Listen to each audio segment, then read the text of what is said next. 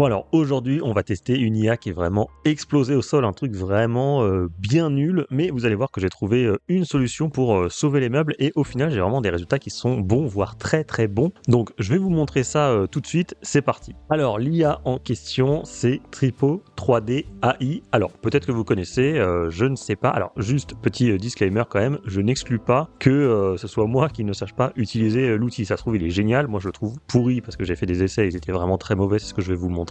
Mais ça se trouve ça marche très bien. D'ailleurs, regardez, en fait c'est un outil de visualisation 3D. Vous entrez donc une image en 2D, voilà, comme ceci, et derrière l'outil, il va vous permettre comme ça de faire une visualisation en 3 dimensions. Donc vous voyez, franchement, sur le papier, ça marche bien. En tout cas, les exemples qu'on nous donne fonctionnent très bien. Vous pouvez créer un compte et vous avez 600 crédits gratuits, donc c'est quand même pas mal. Et alors je me suis dit que j'allais faire quelques tests. Alors vous mettez votre image, alors soit vous avez multi-image, soit single image, et vous voyez, pour multi-image, on peut utiliser que la version 1.4, donc c'est ici qu'on change les versions. Donc je vais vous montrer, vous pouvez prendre, voilà, version 1.4, la dernière c'est la V2, et à ce moment-là, vous pouvez mettre des multi-images. Donc je me suis dit, bah c'est parfait, c'est ce que je vais faire, puisque sur Midjourney, j'avais déjà créé par exemple un pull, là, vous vous souvenez peut-être de ces images-là. Donc ça c'est l'image de face, ça c'est de dos, et ça c'est de profil. Donc je me suis dit, c'est très bien, je vais mettre ces 3 images, puisque c'est ce qu'on nous demande, front, right and back, et bah je vais vous montrer les résultats. Vous allez dans My Models ici, et comme ça vous avez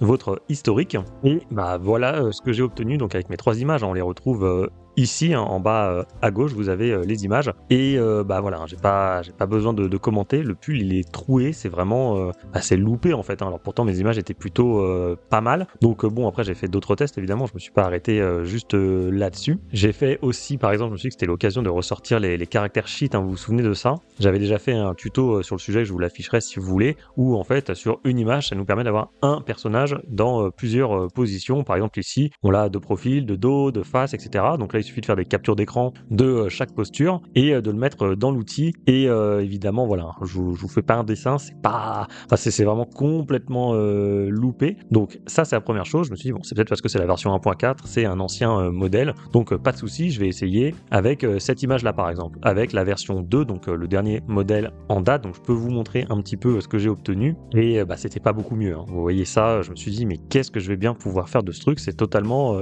inexploitable. Enfin, en tout cas, ça ressemble plus vraiment à mon personnage. Donc j'étais quand même un peu déçu par rapport aux exemples que j'avais vu, celui que je vous ai montré avec le lion au début. Là, c'était vraiment très beau. Là, c'est, je trouve, un échec total. On ne retrouve plus du tout le même personnage. Donc bon, après, j'ai quand même testé un dernier essai avec une photo plutôt portrait, donc quelque chose de plus rapproché. Je vais vous montrer l'image en question. Voilà, c'était celle-là. C'est celle-là que j'ai mise dans Tripo AI. Et je vais vous montrer et vous allez voir que, alors c'est pas terrible, mais il y avait quelque chose. Alors, on va regarder celle-là. Voilà. Évidemment, c'est assez horrible. Globalement, on reconnaît pas trop le personnage, même si je note quand même que ici, vous voyez, on a bien le revers ici de la veste qu'on voit ici, l'ourlet. On a la poche également avec les boutons. Donc, si je vous remontre l'image, c'est bien ça. On a quand même la poche ici, l'ourlet également là, les boutons. Donc, c'est quand même respecté. On pourrait reconnaître à peu près le personnage qui est donc ici, mais vraiment là, comme ça, de prime abord, je me suis dit, mais qu'est-ce que je vais bien pouvoir faire de ça? Et donc, j'ai retourné un peu dans tous les sens et je suis arrivé ici, de dos, et je me suis dit, c'est vrai que sur Midjourney, j'ai un problème récurrent, c'est que j'ai quand même des difficultés à avoir des personnages vus de dos sans qu'ils tournent un petit peu la tête. Alors ça, je vais vous montrer. Voilà quelques exemples. Alors ça va peut-être vous sembler évident pourtant, mais pas tant que ça. Donc ça, c'est des personnages qui sont censés être vus de dos, et vous voyez que souvent, les persos ont tendance à tourner la tête. Vous l'avez ici notamment sur les 4 images. Ici également, il y a toujours un petit peu ce petit mouvement. Lui aussi, bon, j'aurais pu faire une énorme sélection. Et c'est vrai que sur Midjourney, souvent, je suis obligé de retaper un peu avec Lean Painting après les visages pour qu'on les voit vraiment de dos, quoi, et qui tournent pas du tout la tête. Je sais pas pourquoi c'est si compliqué, en tout cas avec des personnages récurrents. Et donc là je me suis dit, c'est cool, pour une fois ça me permet d'avoir mon personnage vraiment de dos, mais pour autant l'image est assez inexploitable, on va pas se mentir, enfin en tout cas en l'état. Alors vous pouvez les télécharger, mais vous allez avoir des formats qui sont vraiment très particuliers. Vous les avez ici. Alors je pense que ce sont des formats qui peuvent être ouverts dans des outils de visualisation 3D. Donc là sur ce PC j'en ai pas, j'ai testé sur un autre ordinateur, et effectivement ça marche, mais bon, c'est pas ça va pas changer grand chose à la vue qu'on a déjà ici. Alors ce que j'ai fait, vous allez voir, c'est assez bête, mais j'ai fait simplement une capture d'écran en fait, hein. C'est vraiment un truc un peu de sauvage, mais voilà, vous mettez comme ça, vous prenez une capture d'écran, et après le but évidemment, c'est d'en faire quelque chose, et je vais vous montrer quoi en faire justement. Voilà, je suis parti d'un truc comme ça, et après le but, ça va être d'utiliser une autre IA que vous connaissez déjà parce qu'on en a déjà parlé sur cette chaîne, mais une autre fonctionnalité dont j'ai jamais parlé. Alors on va aller sur Twitter, sur le profil de Javi Lopez, donc qui est le fondateur de Magnifique AI, et il y a la fonctionnalité Relight. Alors moi je vous ai déjà parlé de la fonctionnalité d'upscaling, c'est la première qui était sortie, celle de style transfert qui, comme son nom l'indique, transfère le style, et il y a celle de Relight aussi maintenant qui va vous permettre de modifier la lumière d'une image et aussi le background. Alors je peux vous montrer rapidement la vidéo de présentation où voilà, on a quelques exemples, on voit bien ici le background qui change. Là ça va être la luminosité, vous voyez, c'est quand même assez impressionnant. Donc voilà, je vous montre d'autres trucs, pareil pour le Mickey, là c'est vachement bien fait, vous voyez, le background change. Donc comme j'avais ça en tête, je me souvenais que cette fonctionnalité existait, et je me suis dit que j'allais la tester tout simplement. Donc on va se retrouver sur Magnifique AI, voilà, on y est, et donc là, ce qu'on fait, c'est qu'on se met donc dans Relight, quand vous arrivez ici dans l'onglet Editor. Alors j'ai plus de crédit, je vais pas pouvoir vous le faire en live, en plus ça coûte une blinde ce truc, mais en gros, si vous avez des crédits, vous allez dans Relight, Input Image, vous mettez l'image que vous avez téléchargée, donc en fait c'est votre capture d'écran dégueulasse, alors c'est pas exactement la même, mais en gros c'est ça. Ensuite, ce qui va être important à faire, c'est Transfer Light From, ici vous mettez pas Just a Prompt, vous mettez référence image, et là, ce que vous allez faire, alors moi en tout cas ce que j'ai fait, c'est que j'ai pris cette image-là. Alors c'est une vieille création que j'avais faite il y a fort longtemps pour ma première BD, c'était en fait un hangar avec donc des containers, tout ça en bois, et je me suis dit, cette image-là déjà elle a le bon style, et en plus c'est un background qui m'intéresse. Donc dans ce cas-là, ce que vous faites, c'est que vous mettez l'image que vous voulez, vous pouvez mettre un prompt. Moi j'ai mis, voilà, vue de dos d'une femme blonde avec une queue de cheval, avec une veste en jean bleu qui attend dans un hangar avec des containers. Après, donc Light Transfer Strength, j'ai pas touché, j'ai laissé à 75 par défaut. Ce qui va être important pour vous, ça va être Change Background. Donc ça, il faut le cocher, comme ça va vous changer le background dégueulasse qu'on a eu sur Tripo 3D. Et Preserve Detail aussi, c'est important, parce que ça vous permet, voilà, de maintenir la texture et les petits détails de l'image originale. Donc nous, on veut garder la même image, mais on veut changer le background, on veut avoir un truc un peu exploitable. Donc ensuite, vous faites Relight, ça va vous coûter 5 crédits, et là, je vous montre le résultat. Donc ça, c'est l'image de base, et voilà, regardez bien le background qui va changer, c'est quand même ultra impressionnant. Voilà, donc là, maintenant, ce qui est bien, c'est qu'on a un personnage de dos dont on ne voit pas le visage, ce qui n'était pas si simple que ça, je vous le garantis, et on a changé le background, on a même un peu changé le style aussi, hein. Ça, Magnifique est très très fort pour faire ça, et là, franchement, on a une image qui est exploitable dans le style qu'on veut, avec un vrai background, et alors qu'on est parti d'un truc vraiment pourri. Et ce qui est bien quand même avec cet outil-là, c'est que du coup, on peut choisir la position qu'on veut, des angles vraiment difficiles parfois, et Magnifique va sublimer tout ça. Et ce qui est bien avec Magnifique, c'est qu'évidemment, il va pas changer la position du personnage, pas comme sur Midjourney. C'est vrai qu'on aurait pu utiliser cette image-là en référence dans le prompt, mais ça sera juste une inspiration. Donc Midjourney va peut-être bouger un petit peu le truc, ça sera un peu différent, alors que Magnifique, là, c'est vraiment stricto sensu la même chose. Donc ça, c'est une première façon de faire. Limite, vous pourriez vous arrêter là parce que l'image est déjà exploitable, mais après, vous pouvez la télécharger ici, hein, soit en PNG, soit en JPEG, et ensuite, vous pouvez repasser dans style transfert si vous voulez. Et là, alors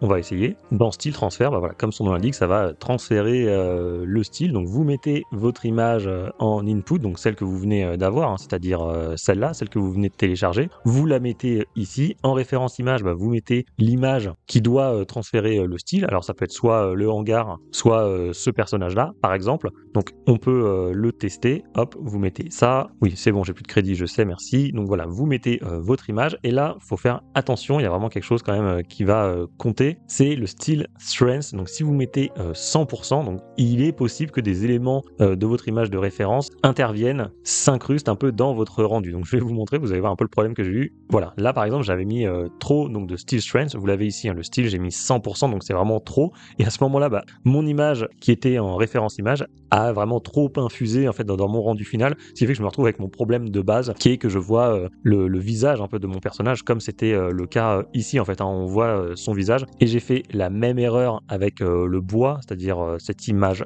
là que j'avais mis en image de référence pour transférer le style, et vous allez voir un peu ce que ça donne avec un style à 100%. Voilà. En fait, là, le problème, c'est que du coup, il y a du bois qui vient s'incruster un peu partout. Vous l'avez sur le col, vous l'avez même dans les cheveux. Donc, il y a un juste milieu à trouver, il y a un dosage à trouver, notamment sur le style strength pour transférer un peu de style, mais pas trop non plus. Donc, moi, ce que j'ai fait, alors j'ai fait des tests, mais globalement, à 25-30%, c'était pas mal. Je peux vous montrer les résultats. Là, par exemple, avec donc l'image du bois, donc du hangar avec les containers en bois, vous voyez, alors c'est pas mal. Comme ça, vous mettez une deuxième couche encore pour transférer plus de style, mais vous avez un petit peu moins d'éléments qui viennent infuser dans l'image. Donc ça, voilà, c'est cool. Et je l'ai fait également une deuxième fois avec mon image de mon personnage, de mon portrait, c'est-à-dire celle-là. Mais là, c'est vrai qu'on voit pas énormément la différence. C'est vrai qu'avec un style à 20%, c'est pas énorme. Et d'ailleurs, là, on voit que son visage commence à se retourner un petit peu. Donc, je préfère celle-là. Bon, cette étape-là, elle est facultative pour le style transfert. Limite, vous auriez pu vous arrêter à la première étape avec le relight, mais c'était juste pour vous montrer que vous pouviez le faire en plusieurs fois. Donc, c'est quand même pas mal avec ce simple outil. Et d'ailleurs, là, vous voyez qu'il y a toujours des petits soucis avec du bois qui s'est un petit peu incrusté. Donc, dans ce cas-là, je vous en ai déjà parlé, mais vous pouvez aller sur un outil aussi bête que Clip Drop. Donc, lui, il est gratuit. Ça va vous permettre de corriger. Je vais vous mettre l'image ici. Voilà. Donc là, c'est l'image qu'on a. Et vous sélectionnez tout le bois comme ceci. Hop, voilà. Hop, tout ce que vous voulez supprimer. Vous faites clean. Et là, normalement, il va vous supprimer. Ça va super vite. C'est gratos. Franchement, ça mange pas de pain cet outil, mais c'est vraiment pratique. Et donc, voilà. Regardez, franchement, en 10 secondes, il m'a corrigé ça. Donc voilà, vous avez un petit workflow comme ça. Vous pouvez partir de tripot. Ensuite, vous allez sur Magnifique, donc l'option Relight. Et ensuite, il y a des petits détails à corriger. Vous pouvez aller sur Clip Drop en attendant que Midjourney sorte sa fonctionnalité d'in-painting d'image externe. Ça, on l'attend, ça fait un petit moment. Et d'ailleurs, tout à l'heure, juste pour finir, je vous ai parlé d'images de référence que vous pouviez utiliser sur Midjourney. C'est vrai que ça, par exemple, pour ces images en contre-plongée qui sont des angles un petit peu difficiles à obtenir sur Midjourney avec vos personnages récurrents, et bien là, vous pouvez utiliser une image comme ça. Donc, on a obtenu sur tripot, c'est-à-dire j'ai mis mon image comme ça, hop, mon personnage, j'ai fait une capture d'écran, ce qui fait que ça m'a donné ça, et ensuite je l'utilise du coup en image prompting dans mes prompts,